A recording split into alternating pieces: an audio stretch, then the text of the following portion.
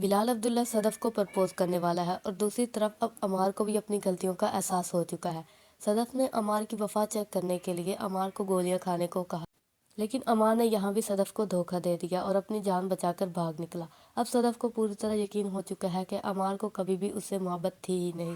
صدف اب واپس اپنے گھر جائے گی اور اپنی ماں سے کہے گی کہ عمار مجھے پریشان کرنے دبئی تک پہنچ گیا تھا۔ اب اسے لگتا ہے کہ میں اسے معاف کر دوں گی، لیکن ایسا کبھی نہیں ہونے والا۔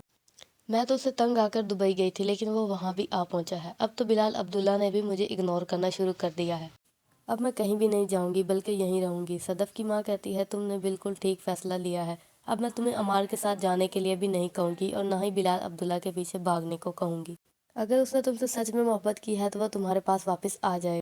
دوسری طرف بلال عبداللہ بھی اب صدف کے گھر جانے والا ہے۔ بلال عبداللہ کہتا ہے میں نے تمہارے ساتھ بہت غلط کیا ہے، مجھے ایسا نہیں کرنا چاہیے تھا۔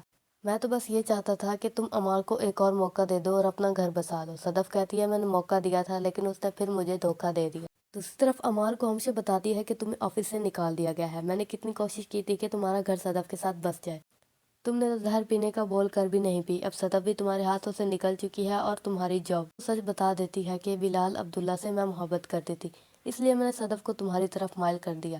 اصلی محبت تو بلال عبداللہ صدف سے کرتا رہا ہے، اس کے لیے اپنا سب کچھ ہار گیا اور آخر میں تم سے اسے ملانے کے لیے خود کو بھی ہار بیٹھا۔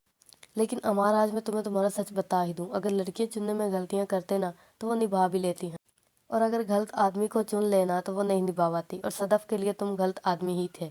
یہ سب سن کر عمار کو بہت غصہ آتا ہے اور اب ہمشہ کو بھی اپنی غلطی کا احساس ہو چکا ہے اور شاید وہ اپنے ایکس فیانسے سے شادی بھی کر لے، اور عمار کو اب کوئی دوسرا راستہ نظر نہیں آ رہا اور مجھے لگتا ہے اب عمار سچ میں اپنی جان لینے والا ہے۔